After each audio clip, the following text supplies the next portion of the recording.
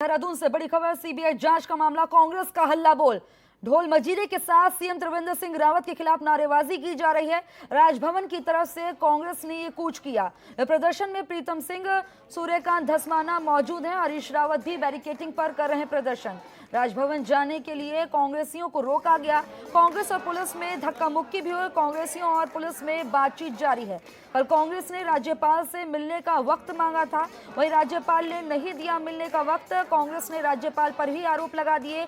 कहा है कि राजभवन की तरफ से संवैधानिक तौर पर ध्यान नहीं दिया जा रहा, निष्पक्ष भूमिका नहीं निभाई जा रही है। तो राजभवन पर भी कांग्रेस ने आरोप लगाया और कहा कि निष्पक्ष भूमिका नहीं निभाई जा रही है। कांग्रेस मुख्यालय में कांग्रेस का यह हल्ला बोल। तस्वीरें आपको दिखा रहे हैं। ढोल मजीरे के साथ सीएम से इस्तीफे की मांग कर रही है कांग्रेस और अब लगातार जो है मामले को भुनाया जा रहा है। खबर पर ज्यादा जानकारी के लिए मेरे सहयोगी नवीन पांडे देहरादून से हमारे साथ लाइव जुड़ गए। नवीन पांडे, जब से सीएम पर सीबीआई जांच की बात सामने आई, उसके बाद से कांग्रेस समेत अन्य विपक्षी दल जो हैं हल्ला बोल रहे हैं, यानी कि अब पूरी तरह से मामले को भुनाया जाएगा, क्योंकि सीबीआई जांच की बात, वो भी एक सीएम पर बहुत बड़ी बात है। जी बिल्कुल सही कहा आपने, सीधे सीएम पे हमला है और कांग्रेस को एक बहुत बड़ा मुद्दा मिल गया है और इसी मुद्दे को लेकर कांग्रेस ने आज जबरदस्त तरीके से प्रदर्शन किया है। प्रदर्शन के साथ ही नारेबाजी की है। नारेबाजी करने के साथ ही पहली बैरिकेडिंग को गिरा दिया। ये बहुत अरसे बाद खुशबू देखने को मिला है कि कांग्रेस के लोग जो हैं इतने जोश और जुनून के साथ जो है वो प्रदर्शन कर रहे हैं। नारेबाजी किया उन्होंने, बैरिकेडिंग पे चढ़ गए। बड़े वरिष्ठ जो कांग्रेसी हैं वो भी उनके साथ थे। ये कहीं ना कहीं जो है त्रिवेंद्र सिंह रावत के लिए जो है एक चिंता की बात होगी। नवीन, ऐसे में जो है राजभवन पर भी आरोप लगे कि निष्पक्ष भूमिका नहीं निभा रहे हैं। मामले में जो है अब निष्पक्षता नहीं दिखाई जा रही है, ये राजभवन पर कांग्रेस द्वारा आरोप लगाए गए हैं। जी बिल्कुल आपने सही कहा।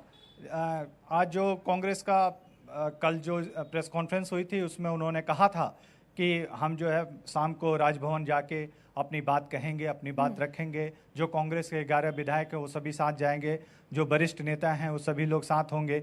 लेकिन राजभवन ने शाम तक कोई समय नहीं दिया। जब समय नहीं दिया तो कांग्रेस ने फिर इसके लिए राजभवन कूच करने की रणनीति बनाई और आज बड़ी तादाद में बड़े जोश के साथ कांग्रेसी जो हैं वहाँ पे कूच किया। उन्होंने जोश और जुनून के साथ इन सब चीज़ों को किया। हमारे साथ खुशबू कांग्रेस के वरिष्ठ नेता भी हैं, हम उन उपाध्यक्ष हैं धीरेन्द्र प्रताप जी। हम उनसे चूँकि संगठन से भी हैं, काफ़ी अनुभवी हैं, तो हम उनसे भी थोड़ा सा जानना चाहेंगे कि किस तरीके से रहा, आगे की क्या रणनीति होती है। जी खुशबू, एक मिनट।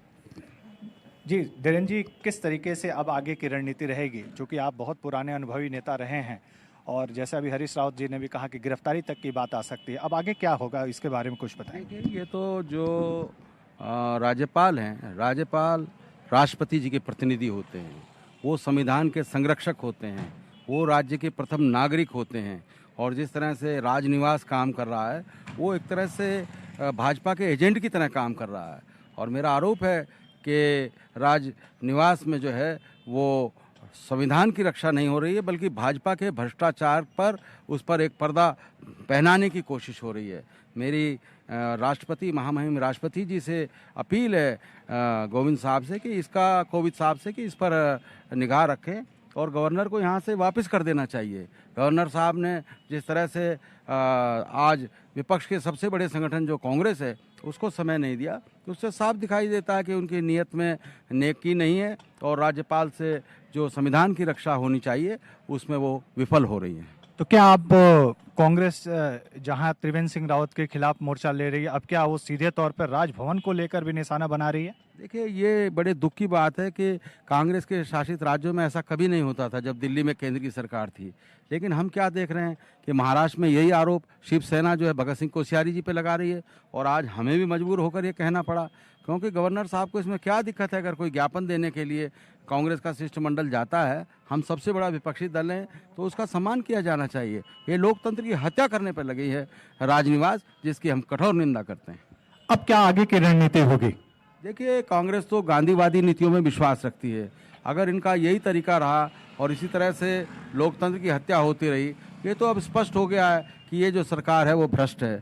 और हाईकोर्ट ने जिस तरह से प्रतिक्रिया दी है, मैं कह दूं, हो सकता है त्रिवेंद्र सरकार को दिल्ली में आज सुप्रीम कोर्ट SLP उन्होंने लगाई है, थोड़ी देर के लिए स्टे दे दे, लेकिन जब फैसला आएगा तो उनके खिलाफ आएगा। क्योंकि हाई कोर्ट के माननीय न्यायाधीश ने जब कोई फैसला दिया है तो कानून के विज्ञ हैं, सारा कानून को जानते हैं और किसी भी सुप्रीम कोर्ट के जज से कम नहीं जानते हैं। तो इसमें तो निश्चित तौर पर फैसला उनके खिलाफ जाना है। और हमारा तो ये साफ कहना है कि ये जो झारखंड घूसकांड हुआ है और RTGS घोटाला हुआ है, इसमें मुख्यमंत्री त्रिवेंद्र सिंह रावत की विदाई तय है। जी धन्यवाद। जी खुशबू, आपने सुना अभी जिस तरीके से कांग्रेस की रणनीति है आगे की, कैसे होगी, क्या चीजें होंगी, गांव तक जाएंगे, गिरफ्तारियां होंगी, तमाम चीजें कांग्रेस ने पूरी रणनीति बनाई है। निश्चित तौर पे CM को घेरने की पूरी नीति रणनीति बन चुकी है। अब कांग्रेस पीछे हटने वाली नहीं है। नवीन पांडे, खबर पर जानकारी देने के लिए आपका बहुत बहुत शुक्रिया।